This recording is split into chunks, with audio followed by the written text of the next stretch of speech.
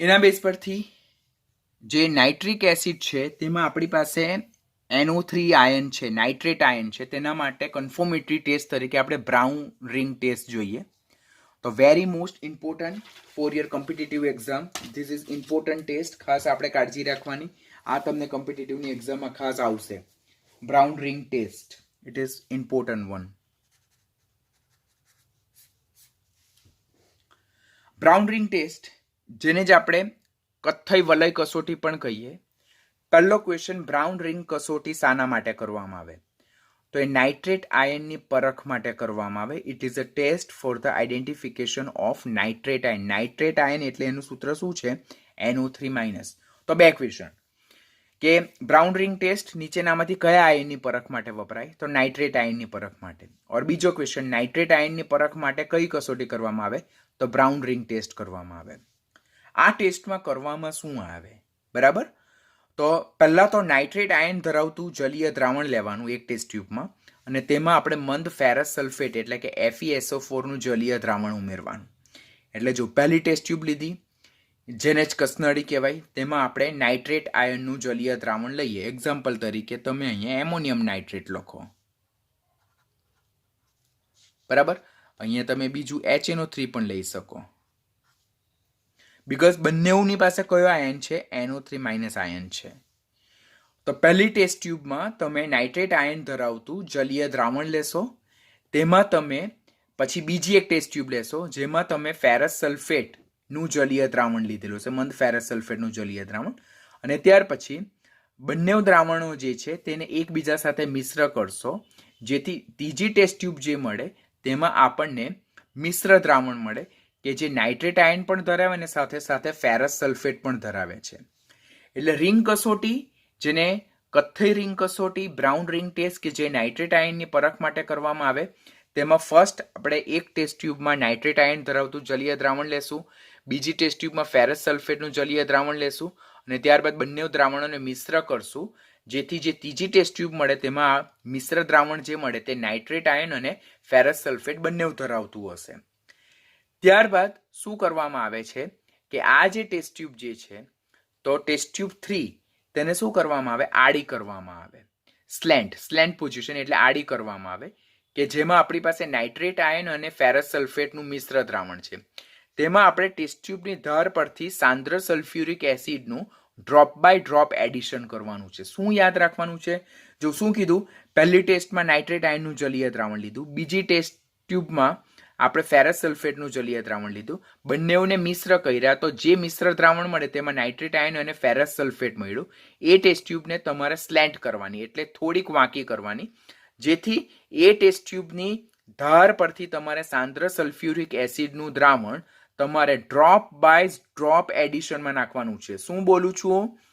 જે દ્રાવણ test tube 3 છે કે જેમાં નાઇટ્રેટ આયન અને ફેરસ સલ્ફેટનું મિશ્રણ છે, તે ટેસ્ટ ટ્યુબને સ્લેન્ટ કરો. સ્લેન્ટ કરો એટલે થોડીક આડી કરો, અને તેની વોલ પરથી, દિવાલ પરથી સાંદ્ર સલ્ફ્યુરિક એસિડનું દ્રાવણ ડ્રોપ બાય ડ્રોપ એડિશનમાં એડ કરો. શા માટે ડ્રોપ બાય ડ્રોપ એડિશન કરો તે અત્યારે સમજાવું. કે જ્યારે તમે જે સાંદ્ર સલ્ફ્યુરિક એસિડનું ડ્રોપ બાય ડ્રોપ એડિશન કરશો, તો સાંદ્ર સલ્ફ્યુરિક એસિડ એ આ જે FeSO4 અને NO3- આયન ધરાવતું દ્રાવણ છે, તેમાં જે સરફેસ પર બંને એકબીજાના કોન્ટેક્ટમાં આવશે, કારણ કે સલ્ફ્યુરિક એસિડ પહેલાં એડ કરશો એટલે એ ડાયરેક્ટ નીચે જશે, અને જ્યારે એ FeSO4 અને નાઇટ્રેટ આયનના મિશ્રણના કોન્ટેક્ટમાં આવે, તો ત્યારે એક સંકીર્ણ બનવાને કારણે કથ્થઈ રંગની વલય, કથ્થઈ રંગની રિંગ ઉદ્ભવશે, કે જે નાઇટ્રેટ આયનની શું દર્શાવે છે? નિર્ણયાત્મક કસોટી દર્શાવે, કન્ફર્મેટરી ટેસ્ટ દર્શાવે. જો અહીંયા કથ્થઈ કસોટી બની ગઈ સલ્ફ્યુરિક એસિડનું ડ્રોપ બાય ડ્રોપ એડિશન કરતા, તો ઇટ વિલ કન્ફર્મ ધેટ કે જે ગિવન સોલ્યુશન જે છે તે નાઇટ્રેટ આયન ધરાવે છે, અને જો કથ્થઈ રંગની રિંગ અહીંયા બનતી નથી, વલય બનતું નથી, તો તે નાઇટ્રેટ આયનનું એબ્સન્સ સૂચવે છે. એટલે સેકન્ડમાં આપણે શું કર્યું કે આપણે સાંદ્ર સલ્ફ્યુરિક એસિડનું ડ્રોપ બાય ડ્રોપ એડિશન કર્યું, અને એમ કરવાથી શું થાય કે મિશ્ર દ્રાવણ અને સલ્ફ્યુરિક એસિડના દ્રાવણ, આ મિશ્ર દ્રાવણ અને સલ્ફ્યુરિક એસિડનું દ્રાવણ જે જંકશન પર એકબીજાને મળે, ત્યાં આંતરપૃષ્ઠ પર કથ્થઈ રંગનું વલય બને છે, જે કોની હાજરી દર્શાવે છે? નાઇટ્રેટ આયનની હાજરી દર્શાવે છે. તો આપણે ખાસ પોઈન્ટ યાદ રાખવાનો, કથ્થઈ રંગની રિંગ અહીંયા બને છે, માટે આ કસોટીને આપણે શું કહીએ છીએ? બ્રાઉન રિંગ ટેસ્ટ, કથ્થઈ વલય કસોટી કહીએ છીએ. જો given unknown solution nitrate ion ધરાવતું હોય તો કથ્થઈ રિંગ બનશે, પરંતુ જો ન ધરાવતું હોય તો કથ્થઈ વલય બનશે નહીં. એ પણ યાદ રાખવાનું. એટલે રિંગ ટેસ્ટ જે આપણે બ્રાઉન રિંગ ટેસ્ટ છે, તો that is confirmatory test for nitrate ion. એટલે આપણને અનનોન સોલ્યુશનમાં જો NO3 માઇનસ આયન ધરાવતું કમ્પાઉન્ડ હોય તો બ્રાઉન કલરનું આપણું જે રિંગ જે છે તે જંક્શન પણ બનશે. પણ જો ગીવન અનનોન સોલ્યુશનમાં NO3 માઇનસ આયન હાજર ન હોય તો કથ્થઈ રંગનું વલય બનશે નહીં. એના પરથી આપણને કન્ફર્મ થઈ જાય કે નાઇટ્રેટ આયન પ્રેઝન્ટ છે કે એબ્સન્ટ છે. આ જે બનતું કથ્થઈ વલય જે છે, વેરી ઇમ્પોર્ટન્ટ ક્વેશ્ચન, તો તે કયા સંકીર્ણને લીધે છે? તો FeH2O5NO સંકીર્ણની બનાવટને લીધે થાય. સૂત્ર વેરી મોસ્ટ ઇમ્પોર્ટન્ટ. મેં તમને લેક્ચરના બિગિનિંગમાં જ કીધેલું હતું કે HNO3 is a king short note. It's a king short note કે જેની એક લાઈનમાંથી એક ક્વેશ્ચન પૂછાવા લાયક છે. તો બનતું કથ્થઈ વલય કોને લીધે છે? તો કયા સંકીર્ણને લીધે છે? એ સંકીર્ણનું સૂત્ર શું છે? FeH2O5NO સંકીર્ણની બનાવટને લીધે થાય, જેમાં ધન આયનનું સૂત્ર શું? FeH2O5NO+2SO4-2. એનું નામ શું? તો પેન્ટા એક્વા નાઇટ્રોસિલ ફેરેટ 2 આયન. શું છે? પેન્ટા એક્વા નાઇટ્રોસિલ ફેરેટ 2 આયન. તો ક્વેશ્ચન કેટલા ઇઝી ક્વેશ્ચન કે બ્રાઉન રિંગ ટેસ્ટ કયા આયનની પરખ માટે થાય? તો નાઇટ્રેટ આયનની પરખ માટે થાય. નાઇટ્રેટ આયનની પરખ માટે કયું કરવામાં આવે? બ્રાઉન રિંગ કસોટી. એમાં શું કરવામાં આવે? તો એક ટેસ્ટ ટ્યુબમાં નાઇટ્રેટ આયન ધરાવતું દ્રાવણ, જલીય દ્રાવણ લેવામાં આવે. બીજી ટેસ્ટ ટ્યુબમાં ફેરસ સલ્ફેટ લેવામાં આવે. બંને દ્રાવણોને મિશ્ર કરવામાં આવે. તેમાં ટેસ્ટ ટ્યુબની ધાર પરથી ડ્રોપ બાય ડ્રોપ સાંદ્ર સલ્ફ્યુરિક એસિડ નાખવામાં આવે. સાંદ્ર સલ્ફ્યુરિક એસિડ મિશ્ર દ્રાવણના જે જંક્શન પર ભેગા થાય ત્યાં બ્રાઉન રિંગની કસોટી દર્શાવે. આ બ્રાઉન રિંગ દર્શાવે, કથ્થઈ રંગની રિંગ બતાવે કે જે નાઇટ્રેટ આયનની પરખ દર્શાવે છે. એ જે કથ્થઈ રિંગ જે છે, કથ્થઈ વલય જે છે, તે કયાને લીધે છે? તો આ સંકીર્ણને લીધે હોય. તેના ધન આયનનું સૂત્ર આ છે અને તેનું નામ શું છે? તો પેન્ટા એક્વા નાઇટ્રોસિલ ફેરેટ 3. પેન્ટા એક્વા નાઇટ્રોસિલ Fe+2 એટલે ફેરેટ ને હેવિંગ ચાર્જ +2 એટલે 3 આયન. તો આ જે સંકીર્ણ છે તેનું નામ પણ ખાસ યાદ રાખવાનું. બરાબર? Penta aqua nitrosyl ferrate 2 ion. તો that's about brown ring test. હવે એનું આયોનિક ઇક્વેશન આપણે તો ઓક્સિડેશન અર્ધ પ્રક્રિયામાં ફેરસ આયનનું રૂપાંતર ફેરિકમાં થાય. ફેરસ જેનું સૂત્ર Fe+2 છે, ફેરિક જેનું સૂત્ર Fe+3 છે. +2 માંથી +3 એટલે 1 ઇલેક્ટ્રોન લૂઝ થાય ઓક્સિડેશન પ્રક્રિયા દરમિયાન. રિડક્શન પ્રક્રિયા દરમિયાન નાઇટ્રેટ આયનનું રિડક્શન શેમાં થાય છે? નાઇટ્રિક ઓક્સાઇડમાં થાય છે. નાઇટ્રેટનું રિડક્શન નાઇટ્રિક ઓક્સાઇડમાં થાય. તેમાં નાઇટ્રેટમાં નાઇટ્રોજનનો ઓક્સિડેશન આંક +5, નાઇટ્રિક ઓક્સાઇડમાં નાઇટ્રોજનનો +2. હવે 5 થી +2 એટલે 3નો ઘટાડો છે. તો રિડક્શન દરમિયાન જેટલો ઓક્સિડેશન આંકનો ઘટાડો થાય તેટલા ઇલેક્ટ્રોન એડ થાય. બરાબર? હવે અહીંયા જો 3 ઓક્સિજન, અહીંયા આપણી પાસે 1 ઓક્સિજન, તો 2 ખૂટે એટલે અહીંયા મેં 2H2O એડ કર્યા ઓક્સિજન બેલેન્સ કરવા માટે. પછી અહીંયા 2 દુના 4 હાઇડ્રોજન, અહીંયા એક પણ હાઇડ્રોજનની એટલે અહીંયા હું 4H+ એડ કરું છું હાઇડ્રોજન અને ચાર્જ બેલેન્સ કરવા માટે. તો this is overall reduction half process. અને જ્યારે ઓક્સિડેશન હાફ પ્રોસેસ, હવે જો રિડક્શન અર્ધ પ્રક્રિયા દરમિયાન વિનિમય પામતા ઇલેક્ટ્રોનની સંખ્યા 3 છે, એટલે કે ગેઇન થતા ઇલેક્ટ્રોન. જ્યારે ઓક્સિડેશન હાફ રિએક્શનમાં લૂઝ થતા ઇલેક્ટ્રોનની સંખ્યા 1. માટે ઓક્સિડેશન અર્ધ પ્રક્રિયાને મારે કેટલા વડે ગુણવું પડે? 3 વડે ગુણવું પડે. અને બંને પ્રક્રિયાને જો સમરાઇઝ કરીએ તો ઓવરઓલ રેડોક્સ રિએક્શન શું બનશે? 3Fe+2 +NO3- +4H+ give 3Fe+3 NO +2H2O. So this is overall ionic redox reaction for the brown ring test. જેમાં ફેરસનું ઓક્સિડેશન ફેરિકમાં થાય અને નાઇટ્રેટનું રિડક્શન શેમાં થાય છે? નાઇટ્રિક ઓક્સાઇડમાં થાય છે. હવે ફેરસ સલ્ફેટનું જે જલીય દ્રાવણ જે છે, જેને FeSO4 × 7H2O તરીકે આપણે રાઇટ કરીએ છીએ, તો તેને આ રીતે પણ આપણે રાઇટ કરી શકીએ. FeH2O6 × SO4 × H2O. જો અહીંયા 6 ને 1 7H2O થાય અને FeSO4 એમના એમ છે. અને એનો જ ધન આયનને આપણે આ રીતે લખી શકીએ FeH2O6+2 અને SO4 -2. તો FeSO4 × 7H2O જે ફેરસ સલ્ફેટનું જલીય દ્રાવણનું સૂત્ર છે, જેને આપણે આ રીતે લખી શકીએ અને એના જ ધન આયનને આપણે આ રીતે રિપ્રેઝન્ટ કરી શકીએ. આ જે ધન આયન જે છે, તો તે ધન આયન નાઇટ્રિક ઓક્સાઇડ જે રિએક્શનમાં જનરેટ થાય છે, જો આ નાઇટ્રિક ઓક્સાઇડ તેની સાથે પ્રક્રિયા કરે અને એની સાથે પ્રક્રિયા કરીને શું બનાવે છે, Fe+1 H2O5 અને NO+1 ધરાવતો સૂત્ર એટલે કે સંકીર્ણ બનાવે, જેનું ઓવરઓલ સૂત્ર તમે ક્યાં આ રીતે રાઇટ કરી શકો, ક્યાં તમે આ રીતે રાઇટ કરી શકો. અને આ જે સંકીર્ણ બને જે છે, તો તેનો સ્વભાવ કેવો છે, પેરામેગ્નેટિક છે. અયુગ્મિત ઇલેક્ટ્રોનની સંખ્યા 3 છે, અનુચુંબકીય સ્વભાવ છે અને તેની ચુંબકીય ચાક માત્રા √15 એટલે 3.83 બોહર મેગ્નેટમ નંબર મળે. તો these are the all kind of informative things that you must need to remember for your competitive exam, because this everything is not given in your textbook. તો એ તમારે પરફેક્ટ કરવું જ પડશે અને જ્યાં સુધી નહીં કરશો ત્યાં સુધી તમે આ ટોપિકને નીટ લેવલ પરથી રેડી કરશો નહીં, એમ કહી શકાય. માટે જેટલું પણ એક્સ્ટ્રા કરાવું છું બધું જ કરવાનો આગ્રહ રાખવાનું. હા, first and most important thing your textbook, એ તો પરફેક્ટ આવડવી જ જોઈએ 101%. એ પરફેક્ટ થઈ જાય પછી હું જેટલા બી એક્સ્ટ્રા ટોપિક કરાવું, તો જો તમને કેમેસ્ટ્રીમાં 180માંથી તમારે ડેફિનેટલી જો સારામાં સારા માર્ક્સ લાવવા હોય તો જેટલું એક્સ્ટ્રા પી બ્લોક માટે કરાવવામાં આવે છે તે તમારે કમ્પલસરી કરવું જ પડશે, because this everything they are oftenly asked in your competitive exam.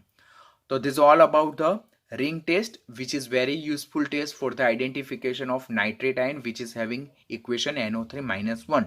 આખો ટોપિક ખૂબ જ ઇમ્પોર્ટન્ટ. એના ઓક્સિડેશન અર્ધ પ્રક્રિયા, રિડક્શન અર્ધ પ્રક્રિયા, ઓવરઓલ આયોનિક ઇક્વેશન, ત્યાર પછી બનતા સંકીર્ણનું સૂત્ર, તેનું આયુપેક નેમ, ત્યાર પછી મિકેનિઝમ ઓફ ધ રિએક્શન, પછી તેનો પેરામેગ્નેટિક નેચર, ચુંબકીય ચાક માત્રા, this everything is very most important. હવે લાસ્ટમાં ઉપયોગો. તો HNO3 જે છે તેનો મેઇન ઉપયોગ જે છે તે ખાતરો માટે એમોનિયમ નાઇટ્રેટ જે આપણે ઉપયોગમાં લઈએ તો તેની બનાવટ માટે. એટલે જુદા જુદા જે નાઇટ્રોજનયુક્ત ખાતરો છે તેનું મેઇન ઇન્ગ્રીડિયન્ટ શું છે, તો તે છે એમોનિયમ નાઇટ્રેટ. અને આ એમોનિયમ નાઇટ્રેટની બનાવટ માટે એમોનિયા અને HNO3 બંને જરૂરી છે. માટે એમોનિયમ નાઇટ્રેટ કે જે ખાતરો બનાવવા માટેનું મેઇન કી એક્ટિવ ઇન્ગ્રીડિયન્ટ છે તેની બનાવટ માટે HNO3 ખાસ ઉપયોગી. સેકન્ડ, ટ્રાયનાઇટ્રોગ્લિસરીન જેને TNG કહીએ, ટ્રાયનાઇટ્રોટોલ્યુન જેને TNT કહીએ, ડાયનેમાઇટ, ટ્રાયનાઇટ્રોફિનોલ જેને TNP એટલે કે પિક્રિક એસિડ કહીએ. તો આ બધા વિસ્ફોટકો છે જેને એક્સપ્લોઝિવ કહેવાય. તો તેની બનાવટમાં પણ HNO3 ખાસ ઉપયોગી છે. તમારે ખાસ ઇમ્પોર્ટન્ટ છે, એક્સ્ટ્રા ટોપિક નીટ માટેનું યુઝીસમાં આપેલું છે પણ એના કેમિકલ રિએક્શન મેં તમને એક્સ્ટ્રા પોઈન્ટ તરીકે કરાવ્યા છે, તો તે યાદ રાખવાનું. પછી સ્ટેનલેસ સ્ટીલના એસિડ ઉપચારમાં, સ્ટેનલેસ સ્ટીલના એસિડ ઉપચારમાં એટલે શું કે એસએસ જે હોય તો તેના પર જો અલ્પ માત્રામાં કાટ લાગેલો હોય કે અંદર ઉપર કોઈ બીજા ડાઘા લાગેલા હોય તો તેને રિમૂવ કરવા માટે આપણે સાંદ્ર HNO3 નો ઉપયોગ કરીએ. That is called as a pickling of stainless steel. તો આના બેઝ પર આપણે નીટ પર ક્વેશ્ચન પૂછાય કે સ્ટેનલેસ સ્ટીલના પિકલિંગ એજન્ટ તરીકે કોણ વપરાય છે, તો ધેટ ઇઝ HNO3. પછી સિલ્વર અને ગોલ્ડના નિક્ષાલનમાં પણ એ ખાસ ઉપયોગી છે. અને રોકેટ બળતણમાં એ ઓક્સિડેશન કરતા તરીકે પણ ઉપયોગી છે. રોકેટ બળતણમાં ઓક્સિડેશન કરતા તરીકેનો HNO3 નો ઉપયોગ જે છે તો તે તમારું કોમ્પિટિટિવ માટેનું ઇમ્પોર્ટન્ટ પોઈન્ટ, તો તે આપણે ખાસ યાદ રાખવાનું. તો this are the uses of HNO3. તો આની સાથે આજના ડેટમાં આપણે HNO3ની ટૂંકનોંધ શું થાય છે, કમ્પ્લીટ થાય છે. તો HNO3 one of the very important short note for your board point of view, because HNO3 જે છે તે તમારે બોર્ડની એક્ઝામ માટે સબ્જેક્ટિવ માટે આખી ટૂંકનોંધ પ્રિપેર કરવાની છે. બનાવટ, એના રાસાયણિક ગુણધર્મો, એનો ઓક્સિડેશન કરતા સ્વભાવ અને એઝ વેલ એઝ એના યુઝીસ. તો do perfectly, this is one of the very important short not. Topic 7.7 phosphine વિશે લર્ન કરીએ. તો ફોસ્ફિન એ ફોસ્ફરસનો હાઇડ્રાઇડ છે જેને PH3 સ્વરૂપે રાઇટ કરી શકાય. એની જો આપણે બનાવટ વિશે વાત કરીએ તો બનાવટમાં આપણે પહેલી બનાવટ જે છે તો કેલ્શિયમ ફોસ્ફાઇડની પાણી સાથેની પ્રક્રિયા. આ CA3P2 જે છે તેને શું કહેવામાં આવે છે, કેલ્શિયમ ફોસ્ફાઇડ. તો આ કેલ્શિયમ ફોસ્ફાઇડની જ્યારે પાણી સાથે પ્રક્રિયા થાય તો એમાંથી ફોસ્ફિન અને કેલ્શિયમ હાઇડ્રોક્સાઇડ મળે છે. પહેલાં આપણને આટલું યાદ રહેવું જોઈએ. કેલ્શિયમ ફોસ્ફાઇડની પાણી સાથે પ્રક્રિયા થતાં આપણને ફોસ્ફિન અને કેલ્શિયમ હાઇડ્રોક્સાઇડ મળે છે. હવે રિએક્શનને બેલેન્સ કરીએ. તો રિએક્શનને બેલેન્સ કરવા માટે અહીંયા જોવાનું, આપણી પાસે કેટલા કેલ્શિયમ છે? 3 છે. તો અહીંયા પ્લેસ કરું 3. અહીંયા મારી પાસે ફોસ્ફરસ કેટલા છે? 2 છે. તો હું અહીંયા પ્લેસ કરું 2. હવે આપણે ઓક્સિજન જોવાના. તો 2 તાલી 6. તો અહીંયા હું પ્લેસ કરીશ 6. તો બેલેન્સ રિએક્શન આ રીતે થઈ ગયું. બીજું રિએક્શન જે છે તો આ જ કેલ્શિયમ ફોસ્ફાઇડની HCl સાથે એટલે કે હાઇડ્રોક્લોરિક એસિડ સાથે પ્રક્રિયા થાય તો એમાંથી પણ ફોસ્ફિન પ્લસ કેલ્શિયમ ક્લોરાઇડ મળે. આપણને પહેલાં તો કયા પ્રક્રિયક અને કઈ નિપજ વચ્ચે કયા પ્રક્રિયક વચ્ચે પ્રક્રિયા થઈને કઈ નિપજ ઉદ્ભવે છે તે આવડવું જોઈએ, because that is most important. એ નહીં આવડે તો પછી આગળ નહીં વધી શકાય આપણાથી. હવે અહીંયા જો, અહીંયા 3 કેલ્શિયમ પરમાણુ છે તો હું અહીંયા 3 લખું. અહીંયા 2 ફોસ્ફરસ છે તો અહીંયા હું 2 લખું. પછી અહીંયા જો 3 દુના 6 ક્લોરીન છે તો અહીંયા હું 6 લખું. તો this is my balance reaction. અને આ બે રિએક્શનને જો કમ્બાઇન તમારે યાદ રાખવું હોય તો આ રીતે યાદ રખાય. તો કેલ્શિયમ ફોસ્ફાઇડની 6 મોલ H2O ઓર 6 મોલ હાઇડ્રોક્લોરિક એસિડ સાથે પ્રક્રિયા કરતા 2 મોલ ફોસ્ફિન અને 3 મોલ કેલ્શિયમ હાઇડ્રોક્સાઇડ ઓર 3 મોલ કેલ્શિયમ ક્લોરાઇડ બને. તો this is a combined equation કે આ એક રિએક્શન યાદ રાખો તો એના બેઝ પરથી તમે આ બે રિએક્શન યાદ રાખી શકો. પરંતુ રિએક્શનને બેલેન્સ ફોર્મમાં ઘણા સ્ટુડન્ટ્સની એવું યાદ રાખવાની ક્ષમતા ઘણી સારી હોય કે જે લોકો આખાને આખા રિએક્શનને બહુ લાંબો સમય સુધી યાદ રાખી શકતા હોય. મારી એટલી કેપેબિલિટી નથી. તમારામાંથી પણ એવી કેપેબિલિટી ઘણા ઓછા સ્ટુડન્ટ્સની હોય. પણ જ્યારે આ પ્રકારની કેપેબિલિટી ઓછી હોય તો ત્યારે આપણે કઈ કેપેબિલિટીને જનરેટ કરવી પડે કે પહેલાં કયા પ્રક્રિયકો વચ્ચે પ્રક્રિયા થઈને કઈ નિપજ બને અને રિએક્શનને એટ અ ટાઈમ બેલેન્સ કેવી રીતે કરી શકાય, બિકોઝ એનાથી ભૂલ થવાના ચાન્સીસ બહુ ઓછા છે. જો રિએક્શનને ઘણી વખત યાદ રાખેલું હોય ને તેમાંથી એક નાની મિસ્ટેક જો આપણે ભૂલમાં રાઇટ કરી નાખીએ તો આપણે આખા 4 માર્ક્સ નીટની એક્ઝામ માટે ચાલ્યા જશે. તો આ પહેલી બનાવટ કે જેમાં કેલ્શિયમ ફોસ્ફાઇડની પાણી સાથે ઓર હાઇડ્રોક્લોરિક એસિડ સાથે પ્રક્રિયા થતા એમાંથી ફોસ્ફિન પ્લસ કેલ્શિયમ હાઇડ્રોક્સાઇડ ઓર કેલ્શિયમ ક્લોરાઇડ જનરેટ થાય. This is first preparation. Second preparation જે છે તો that is lab preparation. Lab preparation પહેલાં આપણે રિએક્શનને લેબ પ્રિપરેશનમાં કોની વચ્ચે પ્રક્રિયા થાય તો લેબ પ્રિપરેશનમાં સફેદ phosphorus that is P4. P4 ને શું કહેવાય? સફેદ ફોસ્ફરસ ની જ્યારે સાંદ્ર NaOH સાથે, કોની સાથે? સાંદ્ર NaOH સાથે કાર્બન ડાયોક્સાઇડના વાતાવરણમાં જ્યારે પ્રક્રિયા થાય તો એમાંથી ફોસ્ફિન પ્લસ NaH2PO2 જેને કહેવાય સોડિયમ હાઇપોફોસ્ફાઇટ. શું કહેવામાં આવે? સોડિયમ હાઇપોફોસ્ફાઇટ. તો સફેદ ફોસ્ફરસની સાંદ્ર NaOH સાથે કાર્બન ડાયોક્સાઇડના વાતાવરણમાં જ્યારે પ્રક્રિયા કરવામાં આવે તો એમાંથી ફોસ્ફિન અને NaH2PO2 અણુસૂત્ર ધરાવતું સોડિયમ હાઇપોફોસ્ફાઇટ બને. પહેલાં કોની સાથે લેબ પ્રિપરેશનમાં સફેદ ફોસ્ફરસની સાંદ્ર NaOH સાથે પ્રક્રિયા થતાં કાર્બન ડાયોક્સાઇડના વાતાવરણમાં તો એમાંથી બે નિપજ બને કઈ? ફોસ્ફિન અને NaH2PO2. This is basic important reaction. આ તમને કમ્પલસરી યાદ રહેવું જોઈએ. હવે second part that is the balancing of the reaction. તો અહીંયા ફોસ્ફરસ જે છે તેનો ઓક્સિડેશન આંક 0 બિકોઝ અહીંયા એ એલિમેન્ટલ સ્ટેટમાં છે. અહીંયા ફોસ્ફિનનો ઓક્સિડેશન, ફોસ્ફિનમાં ફોસ્ફરસનો ઓક્સિડેશન -3 કારણ કે હાઇડ્રોજનનો +1. અહીંયા સોડિયમનો +1, હાઇડ્રોજનનો +1, ઓક્સિજનનો -2 લેવું તો મને ફોસ્ફરસનો કેટલો મળે? +1 મળે. ઓક્સિડેશન આંક બધાને ગણતા આવડતું છે ને? ખાસ કાળજી રાખજો. સોડિયમનો +1, હાઇડ્રોજનનો +1, ઓક્સિજનનો -2 લઈએ તો આપણને જે ફોસ્ફરસ મળે તે +1. આ એટલું ઇમ્પોર્ટન્ટ ઇક્વેશન છે કે મેં અત્યાર સુધી નીટ, ત્યાર પછી એમ્સની exam, JEE Main, JEE Advance, જુદી જુદી સ્ટેટની એન્ટ્રન્સ એક્ઝામમાં આના બેલેન્સિંગ, આની નીપજ, ઓક્સિડેશન આંખમાં થતો ફેરફાર, ઓક્સિડેશનને અંતે મળતી નીપજ, રિડક્શનને અંતે મળતી નીપજ ને લગતા એટલા બધા વેરાયટી ઓફ ક્વેશ્ચન જોયા છે કે ન પૂછો વાત. તો પ્લીઝ રિએક્શનને ખૂબ ધ્યાનથી લર્ન કરજો.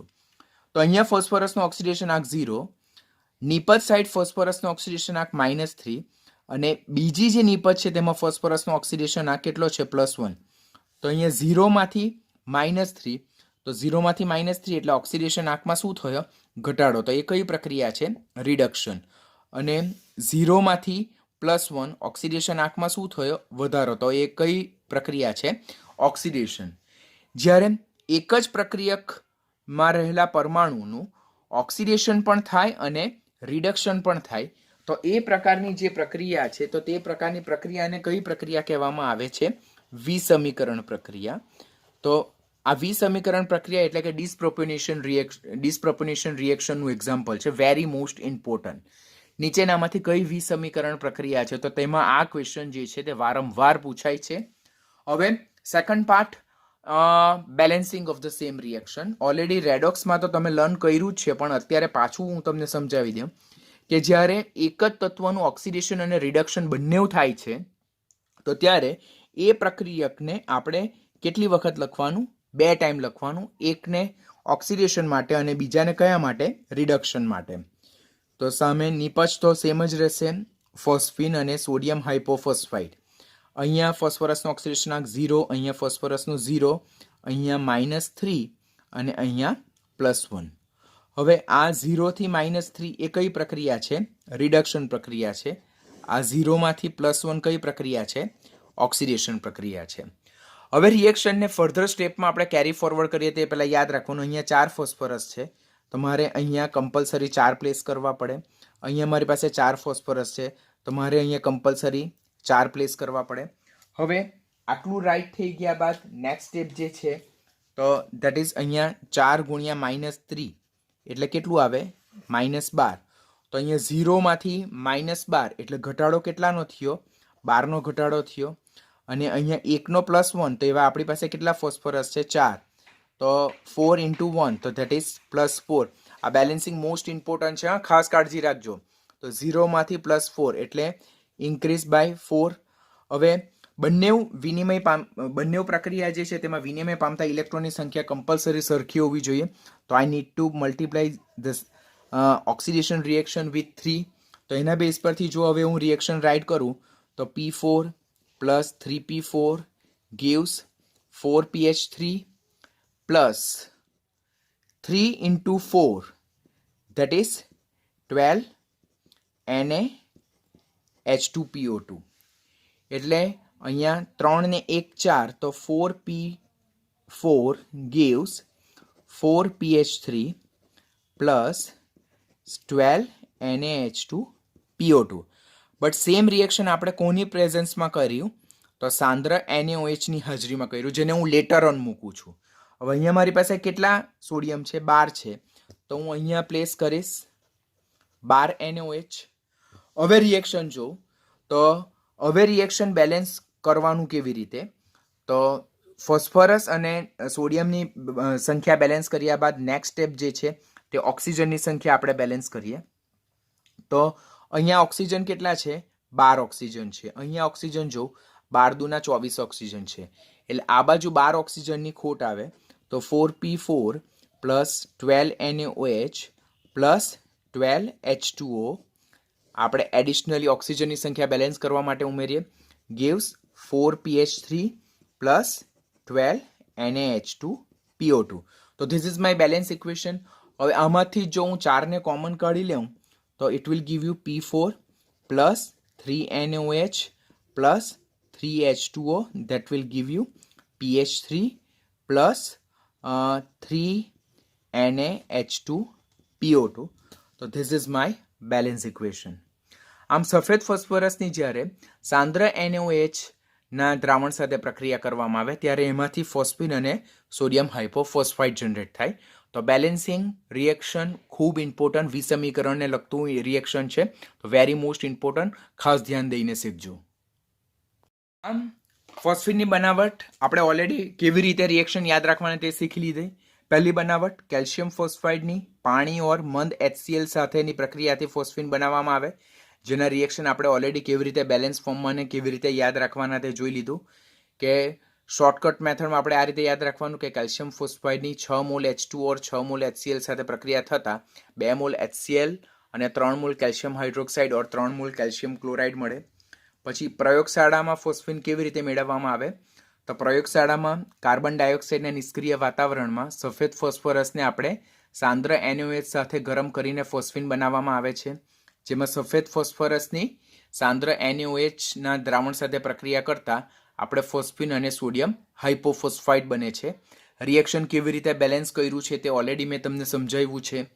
પ્રક્રિયક સાઇડ ફોસ્ફરસ એલિમેન્ટલ સ્ટેટમાં છે, માટે તેમાં ફોસ્ફરસનો ઓક્સિડેશન આંક 0 છે.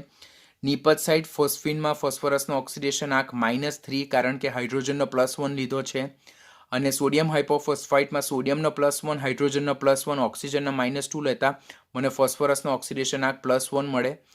આમ વિસમીકરણ પ્રક્રિયા દરમિયાન ફોસ્ફરસનું 0 થી -3 તરફ રિડક્શન થાય અને 0 થી +1 તરફ ઓક્સિડેશન થાય છે, માટે આ કઈ પ્રક્રિયાનું ઉદાહરણ છે? વિસમીકરણ પ્રક્રિયાનું ઉદાહરણ છે. એટલે this is a one kind of example of disproportionation reaction. ખાસ બીજી વસ્તુ કાળજી રાખવાની કે અહીંયા જે સોડિયમ હાઇપોફોસ્ફાઇડ બને છે, જે આપણે ટેક્સ્ટબુકમાં નથી આપેલું, તે સોડિયમ હાઇપોફોસ્ફાઇડનું જો આપણે થર્મલ ડિકમ્પોઝિશન કરીએ, ઉષ્મીય વિઘટન કરીએ, તો એમાંથી સોડિયમ ફોસ્ફેટ મળે અને આપણને પાછો શું મળે છે? એમોનિયા નહીં, પરંતુ એમાંથી પાછો આપણને શું મળે છે? ફોસ્ફીન પ્રાપ્ત થાય છે. આમ લેબ પ્રિપરેશનમાં સફેદ ફોસ્ફરસની સોડિયમ હાઇડ્રોક્સાઇડના સાંદ્ર જલીય દ્રાવણ સાથે પ્રક્રિયા કરતા ફોસ્ફીન અને સોડિયમ હાઇપોફોસ્ફાઇટ મળે, અને ઉત્પન્ન થતા સોડિયમ હાઇપોફોસ્ફાઇટનું ફરીથી ઉષ્મીય વિઘટન કરતા સોડિયમ ફોસ્ફેટ અને ફોસ્ફીન પ્રાપ્ત થાય છે. હવે અહીંયા જે ફોસ્ફીન જે મળે, તો વેરી ઇમ્પોર્ટન્ટ વન, કે જો શુદ્ધ ફોસ્ફીન આપણને પ્રાપ્ત થાય કે જે કોઈ પણ જાતની અશુદ્ધિ ધરાવતું નથી, તો તે ફોસ્ફીન કેવું છે? અજ્વલનશીલ છે. That is not inflammable. Inflammable or flammable, that is સળગી ઉઠે તેવું, જ્વલનશીલ. બરાબર? તો શુદ્ધ ફોસ્ફીન કે જે કોઈ પણ જાતની અશુદ્ધિ ધરાવતું નથી, તે કેવું છે? નોટ ઇન્ફ્લેમેબલ છે, એ અજ્વલનશીલ છે, એટલે સળગી ઉઠતું નથી. બટ શું કીધું છે અહીંયા? બટ જો શુદ્ધ ફોસ્ફીનમાં ડાયફોસ્ફીન એટલે કે P2H4 ઓર ફોસ્ફરસની વેપર એટલે કે ફોસ્ફરસની બાષ્પની અશુદ્ધિઓ જો અંદર ઇન્ક્લુડેડ હોય, તો આ બંને કેવા સ્વભાવના છે? દે આર હાઈલી ઇન્ફ્લેમેબલ, એટલે તેઓ અતિ જ્વલનશીલ છે, જેને કારણે ફોસ્ફીન કેવો બને છે? જ્વલનશીલ બને છે. જો પોઈન્ટ એકદમ ખાસ ધ્યાનથી શીખો. શુદ્ધ ફોસ્ફીન કે જે કોઈ પણ જાતની અશુદ્ધિ ધરાવતું નથી, તો તે નોટ ઇન્ફ્લેમેબલ છે, અજ્વલનશીલ છે. But if phosphine having impurity of diphosphine and phosphorus vapour, એટલે જો ફોસ્ફીન સાથે ડાયફોસ્ફીન એટલે P2H4 અને ફોસ્ફરસની બાષ્પની અશુદ્ધિ હોય, તો આ બંને સ્વભાવે કેવા છે? અતિ જ્વલનશીલ છે. They are highly inflammable. બરાબર? તરત જ આગને પકડી લે, તરત જ સળગી ઉઠે એવા છે. તો જ્યારે ફોસ્ફીનમાં આ બંને ઇમ્પ્યુરિટી તરીકે હાજર હોય, તો તે ફોસ્ફીનને કેવું બનાવે છે? જ્વલનશીલ બનાવે છે. તો આના બેઝ પર કોમ્પિટિટિવમાં ક્વેશ્ચન પૂછાય કે શુદ્ધ ફોસ્ફીન સ્વભાવે જ્વલનશીલ હોય છે, વિધાન સાચું કે ખોટું? તો એ કેવું છે? ખોટું. શુદ્ધ ફોસ્ફીન સ્વભાવે અજ્વલનશીલ હોય છે. પછી એસેશન અને રીઝનિંગના ક્વેશ્ચનમાં આ પ્રકારનો ક્વેશ્ચન પૂછાય કે હવે એનું રીઝન એમ પૂછાય કે બટ જો શુદ્ધ ફોસ્ફીનમાં ડાયફોસ્ફીન ઓર ફોસ્ફરસની બાષ્પની અશુદ્ધિઓ હાજર હોય, તો તે ફોસ્ફીનને જ્વલનશીલ બનાવે છે. તો એ કરેક્ટ એક્સપ્લેનેશન છે. તો this is important for એસેશન reasoning type of question. ખાસ ઇમ્પોર્ટન્ટ, ખાસ યાદ રાખવાનું. કોને લીધે ફોસ્ફીન જ્વલનશીલ બને છે? ડાયફોસ્ફીન અને ફોસ્ફરસની વેપર કે જે હાઈલી ઇન્ફ્લેમેબલ છે, તેની પ્રેઝન્સને લીધે ફોસ્ફીન સ્વભાવે કેવું બને છે? જ્વલનશીલ બને છે. ઓર એલ્સ જો એ પ્યોર સ્ટેટમાં હશે, તો એ કેવું છે? નોટ ઇન્ફ્લેમેબલ નેચરનું છે. હવે આ અશુદ્ધ ફોસ્ફીન છે, તેમાંથી ડાયફોસ્ફીન ઓર ફોસ્ફરસની વેપરની ઇમ્પ્યુરિટીને કેવી રીતે દૂર કરી શકાય? તો એના માટે અશુદ્ધ ફોસ્ફીન જે છે, તો તેને HIમાં એબ્ઝોર્બ કરવામાં આવે. અવશોષિત કરવાનું એટલે શું થાય? કે એબ્ઝોર્બ કરવું. એટલે ઇમ્પ્યોર મિક્સચર જે છે, કે જેમાં ડાયફોસ્ફિનની ઇમ્પ્યુરિટી પણ છે અને ફોસ્ફરસની વેપર બી છે, તો તેને HI માં પસાર કરવામાં આવે. જે ડાયફોસ્ફિન છે અને ફોસ્ફરસની વેપર જે છે તો તે HI માં એબ્ઝોર્બ નથી થતી, પરંતુ ફોસ્ફિન જે છે તે HI માં એબ્ઝોર્બ થઈ જાય અને એ શું બનાવી દે છે? ફોસ્ફોનિયમ આયોડાઇડ બનાવે, PH4I બનાવે છે, જેની ફર્ધર KOH સાથે પ્રક્રિયા કરીને શું બનાવી શકાય છે? શુદ્ધ ફોસ્ફિન બનાવી શકાય છે. Getting what I am saying? કે આપણી પાસે શુદ્ધ ફોસ્ફિન હતું તે નોટ ઇન્ફ્લેમેબલ હતું, પરંતુ એમાં ડાયફોસ્ફિન અને ફોસ્ફરસની વેપરને કારણે ફોસ્ફિન કેવું બને છે? હાઈલી ફ્લેમેબલ બને છે. તો હવે ફોસ્ફિનમાંથી મારે ડાયફોસ્ફિન અને ફોસ્ફરસની વેપરની અશુદ્ધિઓને દૂર કરવાની છે. તો એના માટે જે ઇમ્પ્યોર ફોસ્ફિન જે છે તેને HI માંથી પસાર કરવાનું. એમ કરવાથી શું થાય કે ફોસ્ફિન જે છે તે HI સાથે પ્રક્રિયા કરીને ફોસ્ફોનિયમ આયોડાઇડ PH4 બનાવે, જ્યારે ડાયફોસ્ફિન P2H4 અને ફોસ્ફરસની વેપર એ HI સાથે પ્રક્રિયા કરતા નથી. Why that is none of our concern. તો ફોસ્ફોનિયમ આયોડાઇડ જે બને તેની ફર્ધર પછી પોટેશિયમ હાઇડ્રોક્સાઇડ સાથે પ્રક્રિયા કરીને આપણે શુદ્ધ ફોસ્ફિન બનાવી શકીએ, જેના રિએક્શન મેન્શન હિયર. કે અશુદ્ધ ફોસ્ફિનમાં રહેલું ફોસ્ફિન જે છે તે હાઇડ્રોજન આયોડાઇડ સાથે પ્રક્રિયા કરીને ફોસ્ફોનિયમ આયોડાઇડ બનાવે, જે ફોસ્ફોનિયમ આયોડાઇડ ફર્ધર પોટેશિયમ હાઇડ્રોક્સાઇડ સાથે પ્રક્રિયા કરીને પોટેશિયમ આયોડાઇડ H2O અને શું બનાવે છે? શુદ્ધ ફોસ્ફિન બનાવે છે. આ રીતે આપણે અશુદ્ધ ફોસ્ફિનમાંથી શુદ્ધ ફોસ્ફિનને શું કરીએ છીએ? પ્રાપ્ત કરી શકીએ છીએ. જેના ફ્લો ચાર્ટને આપણે આ ફોર્મમાં યાદ રાખવાનું થાય કે અશુદ્ધ ફોસ્ફિન કે જેમાં ડાયફોસ્ફિન અને ફોસ્ફરસની વેપરની અશુદ્ધિ હતી, જે હાઈલી ફ્લેમેબલ હતું, તો તેની જ્યારે HI માં એબ્ઝોર્પ્શન કરવામાં આવે તો અશુદ્ધિ HI માં એબ્ઝોર્બ થતી નથી, પરંતુ ફોસ્ફિન જે છે તે HI માં એબ્ઝોર્બ થઈ જાય અને નવું સંકીર્ણ શું બનાવે? કોમ્પ્લેક્સ બનાવે, તે ફોસ્ફોનિયમ આયોડાઇડ બનાવે. નવું સંયોજન, નોટ સંકીર્ણ, સંયોજન ફોસ્ફોનિયમ આયોડાઇડ બનાવે. આ ફોસ્ફોનિયમ આયોડાઇડની પછી ફર્ધર પોટેશિયમ હાઇડ્રોક્સાઇડ સાથે પ્રક્રિયા કરવાની, જેનાથી શુદ્ધ ફોસ્ફિન પ્રાપ્ત થાય અને પોટેશિયમ આયોડાઇડ અને પાણી શું થાય છે? છૂટા પડે છે. તો this is second preparation, disproportional reaction, જેમાં સફેદ ફોસ્ફરસની સાંદ્ર NaOH સાથે પ્રક્રિયા કરતા આપણે ફોસ્ફિનને મેળવી શકીએ છીએ. થર્ડ પ્રિપરેશન જે છે જેમાં phosphorus acid that is H3PO3, હવે ફોસ્ફરસના ઓક્સો એસિડ આપણે નેક્સ્ટ વીકમાં જોવાના જ છે. આ H3PO3 ફોસ્ફરસનો એસિડ છે, જે ઓલરેડી આપણે 11th વારંવાર એના રિલેટેડ ડિસ્કશન કરેલું છે. તેનું પણ જો ઉષ્મીય વિઘટન કરવામાં આવે તેમાંથી ફોસ્ફોરિક એસિડ અને ફોસ્ફિન છૂટો પડે. આપણી ટેક્સ્ટબુકમાં રિએક્શન નથી આપેલું, બરાબર, ફોસ્ફિનની બનાવટમાં, પણ આપણે નીટ માટે યાદ રાખવાનું, બીકોઝ આ એક એવું રિએક્શન છે જે બે મેઇન પ્રોડક્ટને કન્ક્લુડ કરે છે, એક ફોસ્ફોરિક એસિડની બનાવટ અને બીજું ફોસ્ફિનની બનાવટ. તો ખાસ યાદ રાખવાનું, ફોસ્ફરસ એસિડનું ઉષ્મીય વિઘટન થતાં ફોસ્ફોરિક એસિડ અને ફોસ્ફિન પ્રાપ્ત થાય છે. તો this all are the preparation of the phosphine. Now properties, ગુણધર્મો, જેમાં આપણે ભૌતિક અને રાસાયણિક ગુણધર્મો બંનેનો સાથે આપણે અભ્યાસ કરીએ. તો પહેલું, સડેલી માછલી જેવી વાસવાળો રંગહીન અને અતિ ઝેરી વાયુ છે. જ્યારે આપણે અનનોન સેમ્પલને લગતા ક્વેશ્ચન પૂછાય કે નીચેનામાંથી કયો વાયુ જે છે જે સડેલી માછલી જેવો અને અતિ ઝેરી વાયુ છે, બરાબર, or identify the gas which is having which is very poisonous in nature and which is having a smell like a spoiled fish, બરાબર, કે જે બગડી ગયેલી માછલી છે, સડી ગયેલી માછલી છે, તેની જેવી સ્મેલ ધરાવે અને રંગહીન અને અતિ ઝેરી છે, તો તે ફોસ્ફિન છે, ખાસ યાદ રાખવાનું. પછી HNO3, Cl2, Br2 જેવા પ્રબળ ઓક્સિડેશન કરતાની બાષ્પ જ્યારે ફોસ્ફિન એટલે ના સંપર્કમાં આવે તો ફોસ્ફિનને શું કરે છે? વિસ્ફોટિક કરે અને એનાથી મોટો ધડાકો થાય. તે પણ યાદ રાખવાનું આપણે. ફોસ્ફિન પાણીમાં કેવું છે? અલ્પદ્રાવ્ય છે.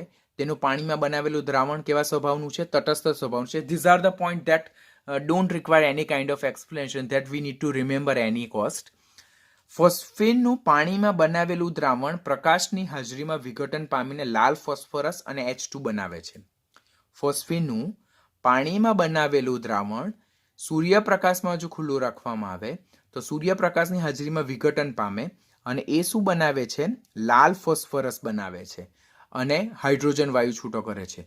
તો નેક્સ્ટ વીકમાં આપણે ફોસ્ફરસના અપરૂપો વિશે ટોપિક લર્ન કરવાના છે. તેમાં લાલ ફોસ્ફરસની બનાવટ માટે આપણે યાદ રાખવાનું કે નીચેનામાંથી કયા પ્રક્રિયા સમીકરણ દ્વારા લાલ ફોસ્ફરસ બનાવી શકાય. તો ફોસ્ફિનનું સૂર્યપ્રકાશની હાજરીમાં વિઘટન કરવાથી આપણે લાલ ફોસ્ફરસ બનાવી શકીએ અને હાઇડ્રોજન વાયુને શું કરી શકીએ છીએ? મુક્ત કરી શકીએ છીએ. તો આ પોઈન્ટ લાલ ફોસ્ફરસની બનાવટ માટેનું છે, પોઈન્ટ યાદ રાખજો પ્લીઝ. પછી ફોસ્ફીનની જ્યારે કોપર સલ્ફેટના જલીય દ્રાવણ સાથે પ્રક્રિયા કરવામાં આવે તો એમાંથી ક્યુપ્રિક ફોસ્ફાઇડના અવક્ષેપ મળે, સાથે સલ્ફ્યુરિક એસિડ છૂટો પડે છે. એવી જ રીતે ફોસ્ફીનની જ્યારે મર્ક્યુરિક ક્લોરાઇડ સાથે પ્રક્રિયા કરવામાં આવે તો એમાંથી મર્ક્યુરિક ફોસ્ફાઇડના અવક્ષેપ છૂટા પડે છે અને હાઇડ્રોક્લોરિક એસિડ છૂટો પડે છે. તો આપણે અહીંયા પોઈન્ટ શું યાદ રાખવાનું કે ફોસ્ફીનની જ્યારે ધાતુના ક્ષાર સાથે પ્રક્રિયા કરવામાં આવે, કોપર સલ્ફેટ અને મર્ક્યુરિક ક્લોરાઇડ તો એ ધાતુના ક્ષાર છે, તો તેની સાથે પ્રક્રિયા કરવામાં આવે તો ત્યારે ફોસ્ફરસનું કયું સંયોજન પ્રાપ્ત થાય? તો ફોસ્ફરસના ફોસ્ફાઇડ સંયોજનો પ્રાપ્ત થાય છે. ખાસ યાદ રાખજો, બંને રિએક્શનમાં ફોસ્ફીન કોમન છે. અહીંયા કોપર સલ્ફેટનું જલીય દ્રાવણ છે, અહીંયા મર્ક્યુરિક ક્લોરાઇડનું જલીય દ્રાવણ છે. બંને કિસ્સામાં આપણને ધાતુના ફોસ્ફાઇડના અવક્ષેપ પ્રાપ્ત થાય છે. જો અહીંયા ક્યુપ્રિક ફોસ્ફાઇડના અવક્ષેપ પ્રાપ્ત થાય અને અહીંયા મર્ક્યુરિક ફોસ્ફાઇડના અવક્ષેપ પ્રાપ્ત થાય અને સાથે સાથે સલ્ફ્યુરિક એસિડ અને હાઇડ્રોક્લોરિક એસિડ છૂટો પડે છે. તો અહીંયાથી કોન્ટ્રાવર્શિયલ ક્વેશ્ચન શું જનરેટ થતો છે કે જ્યારે ફોસ્ફીનની ધાતુના ક્ષાર સાથે પ્રક્રિયા કરવામાં આવે તો ત્યારે ફોસ્ફીનનું રૂપાંતર નીચેનામાંથી કયા સંયોજનોમાં થાય? તો ફોસ્ફીનનું રૂપાંતર શેમાં થાય છે? એના ધાતુના અનુવર્તી ફોસ્ફાઇડમાં થાય છે. એ પોઈન્ટના રિલેટેડ ક્વેશ્ચન પૂછાય છે ને આપણને ટોપિક યાદ આવતો નથી, તો એ પોઈન્ટ સાથે કોરિલેટેડ આ ટોપિક છે, યાદ રાખવાનું. ફોસ્ફીનની ધાતુના ક્ષાર સાથે પ્રક્રિયા કરતા ધાતુના અનુવર્તી ફોસ્ફાઇડ સંયોજનો પ્રાપ્ત થાય, જેમાં ફોસ્ફરસનો ઓક્સિડેશન આંક કેટલો છે? ફોસ્ફાઇડમાં ફોસ્ફરસનો ઓક્સિડેશન આંક કેટલો હશે? -3 હશે. કોપરનો અહીંયા +2 અને મર્ક્યુરીનો અહીંયા કેવો હશે? +2. માટે આપણે આને મર્ક્યુરિક કહીએ અને આને શું બોલીએ છીએ? Cupric. This is +2, this is +2. હા, યાદ રાખજો, +2. તો મર્ક્યુરિક એટલે +2 અને ક્યુપ્રિક એટલે પણ +2. ફોસ્ફીન નિર્બળ બેઝ છે, પણ એમોનિયા પ્રબળ લુઈસ બેઝ ફોસ્ફીન નિર્બળ બેઝ છે, જે HBr, HI, ઇવન HCl સાથે પ્રક્રિયા કરીને પણ શું બનાવે છે? ફોસ્ફોનિયમ આયન બનાવે. જેમ કે HBr સાથે પ્રક્રિયા કરે તો ફોસ્ફોનિયમ બ્રોમાઇડ બનાવે. ફોસ્ફીન એ હાઇડ્રોજન આયોડાઇડ સાથે પ્રક્રિયા કરે તો ફોસ્ફોનિયમ આયોડાઇડ બનાવે. એવી જ રીતે જો એ HCl સાથે પ્રક્રિયા કરે તો શું બનાવશે? ફોસ્ફોનિયમ ક્લોરાઇડ બનાવશે. હવે તેનું આમાંથી પોતે કયા તરીકે વર્તે છે? લુઈસ બેઝ તરીકે વર્તે, બટ નિર્બળ લુઈસ બેઝ. અને લુઈસ બેઝ શા માટે? તો ફોસ્ફીનમાં ફોસ્ફરસ પરમાણુ જે છે તે અન્ય 3 હાઇડ્રોજન પરમાણુ સાથે 3 કોવેલેન્ટ બોન્ડ દ્વારા જોડાયેલું છે. હવે ફોસ્ફરસ 15માં સમૂહનું તત્વ, બાહ્યતમ કક્ષાની ઇલેક્ટ્રોનીય સંરચના NH2np3, એટલે still it is having one lone pair of electron which is not participate in a bond formation. એટલે આ એક અબંધકારક ઇલેક્ટ્રોન યુગ્મની હાજરીને કારણે ફોસ્ફીન એ ઇલેક્ટ્રોન યુગ્મ ડોનેટ કરવાની વૃત્તિ ધરાવે અને પોતે લુઈસ બેઝ તરીકે વર્તવાની વૃત્તિ રાખે છે. And the last but not the least, that is uses, ઉપયોગો. ફોસ્ફીનના ઉપયોગો. ફોસ્ફીન જે છે તેના સ્વયંભૂ દહનના ગુણધર્મને લીધે તેનો ઉપયોગ હોમ સિગ્નલમાં થાય છે. હોમ સિગ્નલ એટલે શું? તો જ્યારે દરિયામાં જે શિપ એટલે કે બોટ જતા હોય તો તેને ડિરેક્શન પ્રોવાઈડ કરવા માટે હોમ સિગ્નલનો ઉપયોગ થાય છે. હોમ સિગ્નલ એટલે શું તે આપણે ખાસ યાદ રાખવાનું. તો એક આપણે ધાતુનું પાત્ર જેને મેટલ કન્ટેનર કહેવાય, તેમાં આપણે કેલ્શિયમ ફોસ્ફાઇડ અને કેલ્શિયમ કાર્બાઇડનું મિશ્રણ લેવાનું. જો આ નીટ માટે યાદ રાખવાનું, ધેટ ઇઝ ઇમ્પોર્ટન્ટ વન, કે metal container which is having calcium phosphide and calcium carbide mixture. તો એ પહેલાં એક પાત્ર લેવાનું, એ પાત્રમાં કેલ્શિયમ ફોસ્ફાઇડ અને કેલ્શિયમ કાર્બાઇડનું મિશ્રણ લેવાનું, પછી પાત્રમાં હોલ પાડવાનું અને તેને દરિયામાં દૂર ફેંકવાનું. દરિયામાં દૂર ફેંકવાથી શું થાય કે આ જે કેલ્શિયમ ફોસ્ફાઇડ અને કેલ્શિયમ કાર્બાઇડ જે છે તો તે દરિયાના પાણી સાથે પ્રક્રિયા કરે. એને કારણે કેલ્શિયમ ફોસ્ફાઇડમાંથી ફોસ્ફીન મળે અને કેલ્શિયમ કાર્બાઇડમાંથી આપણને શું મળે? એસિટિલિન મળે. સાથે સાથે કેલ્શિયમ હાઇડ્રોક્સાઇડ પણ અહીંયા છૂટો પડે. પણ હોમ સિગ્નલ સાથે રિલેટેડ આ બંને છે માટે અહીંયા મેં કેલ્શિયમ હાઇડ્રોક્સાઇડનું કોઈ મેન્શન નથી કરતું. તો ફરીથી સમજાવું, મેટલ કન્ટેનર કે જેમાં કેલ્શિયમ ફોસ્ફાઇડ અને કેલ્શિયમ કાર્બાઇડનું મિશ્રણ ભરેલું છે, તેમાં હોલ પાડીને દરિયામાં દૂર ફેંકવાનું રાત્રિના સમયે, અંધારામાં. સવારે કોઈ સિગ્નલની જરૂરિયાત નથી તમને. તો રાત્રિના, હા, ફોગી એટમોસ્ફિયર હોય તો યુ વોન્ટ સિગ્નલ, બરાબર. પણ જ્યારે આપણે ઓલરેડી રાત્રે ખૂબ જ અંધારું હોય અને આપણને કઈ ડિરેક્શનમાં જવાનું હોય તે ન ખબર હોય, શિપની વાત કરું, બોટ જહાજની વાત કરું, તો ત્યારે પાત્રમાં કેલ્શિયમ ફોસ્ફાઇડ અને કેલ્શિયમ કાર્બાઇડનું મિશ્રણ ભરીને તેમાં કાણું પાડીને એને દરિયામાં દૂર ફેંકવાનું. એમ ફેંકવાથી શું થાય કે દરિયાનું પાણી કેલ્શિયમ ફોસ્ફાઇડ અને કેલ્શિયમ કાર્બાઇડનું હાઇડ્રોલિસિસ કરે અને એમાંથી ફોસ્ફિન, કેલ્શિયમ ફોસ્ફાઇડમાંથી ફોસ્ફિન છૂટો પડે અને કેલ્શિયમ કાર્બાઇડમાંથી એસિટિલિન છૂટો પડે, સાથે સાથે કેલ્શિયમ હાઇડ્રોક્સાઇડ પણ છૂટો પડે. હવે આ જે ફોસ્ફિન જે છે તે જો શુદ્ધ સ્થિતિમાં હોય તો it won't catches the fire. That means because શુદ્ધ ફોસ્ફિન તો કેવું છે, અજ્વલનશીલ છે, it is not inflammable in nature. But જે ફોસ્ફિન પ્રાપ્ત થાય તે ફોસ્ફિન જે છે તો તે અલ્પ માત્રામાં ડાયફોસ્ફિનની ઇમ્પ્યુરિટી હંમેશા ધરાવતું હોય અને ડાયફોસ્ફિનની ઇમ્પ્યુરિટી જે છે તે હાઈલી ઇન્ફ્લેમેબલ છે, જેને કારણે તરત જ ફોસ્ફિન શું થાય, સળગી ઉઠે. શુદ્ધ ફોસ્ફિન પોતે સળગતો નથી, પરંતુ ફોસ્ફિનમાં જે ડાયફોસ્ફિનની ઇમ્પ્યુરિટી જે છે તે ફોસ્ફિનને શું કરે છે, સળગાવે છે. અને એ સળગે છે એટલે એની સાથે એસિટિલિન વાયુ જે છે તે પણ તરત શું થાય કે સળગાવી દે એને, અને જેને કારણે આપણને વ્હાઇટ લ્યુમિનસ ફ્લેમ એટલે કે શ્વેત રંગની જ્યોત મળે, જે જહાજ માટે કેવું કાર્ય કરે છે, સિગ્નલ જેવું કાર્ય કરે છે. તો આમ ફોસ્ફિનને આપણે કોલ ફાયર તરીકે પણ કન્સિડર કરીએ છીએ, ખાસ યાદ રાખજો.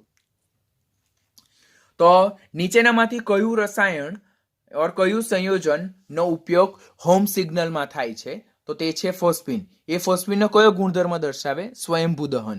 ઓર નીચેનામાંથી ફોસ્ફિનનો કયો મેઇન ઇમ્પોર્ટન્ટ ઉપયોગ જે છે તો that is home signal. Home સિગ્નલમાં શું કરવાનું ફરીથી સમજાવી દઉં કે એક ધાતુનું પાત્ર લેવું, તેમાં કેલ્શિયમ ફોસ્ફાઇડ અને કેલ્શિયમ કાર્બાઇડનું મિશ્રણ લેવું, પાત્રમાં કાણું પાડીને એને દરિયામાં દૂર ફેંકવાનું. હવે દરિયાનું પાણી કેલ્શિયમ ફોસ્ફાઇડ અને કેલ્શિયમ કાર્બાઇડનું હાઇડ્રોલિસિસ કરે, જેને કારણે કેલ્શિયમ ફોસ્ફાઇડમાંથી ફોસ્ફિન, કેલ્શિયમ કાર્બાઇડમાંથી એસિટિલિન અને બંનેમાં એક કોમન પ્રોડક્ટ તરીકે કેલ્શિયમ હાઇડ્રોક્સાઇડ મળે. કેલ્શિયમ હાઇડ્રોક્સાઇડ અહીંયા કોઈ પણ હોમ સિગ્નલના ગુણધર્મ સાથે સંકળાયેલું નથી. ફોસ્ફિન શુદ્ધ સ્થિતિમાં હોય તો it's a not inflammable gas, but એ હંમેશા અલ્પ માત્રામાં ખૂબ જ જ્વલનશીલ એવી ડાયફોસ્ફિનની ઇમ્પ્યુરિટી ધરાવે.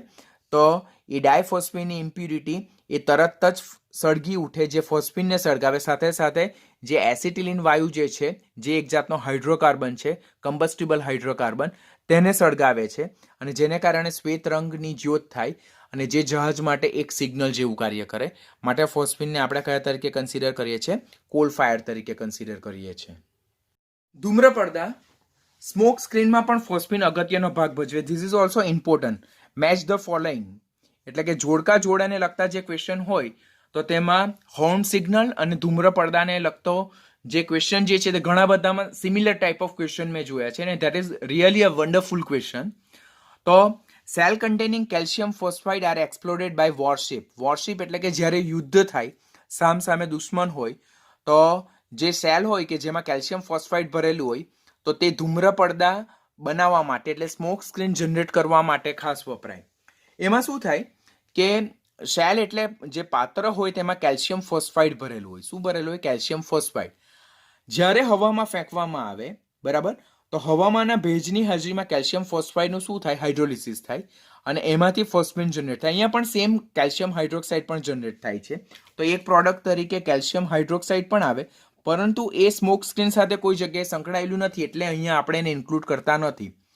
તો કેલ્શિયમ ફોસ્ફાઇડને કન્ટેનરને જ્યારે કન્ટેનર એટલે જેમાં ડેફિનેટલી હોલ હશે, તો તેને જ્યારે હવામાં ફેંકવામાં આવે તો હવામાંના ભેજની હાજરીમાં કેલ્શિયમ ફોસ્ફાઇડનું જળ વિભાજન થાય, હાઇડ્રોલિસિસ થાય અને એને કારણે એમાંથી ફોસ્ફિન અને કેલ્શિયમ હાઇડ્રોક્સાઇડ બને.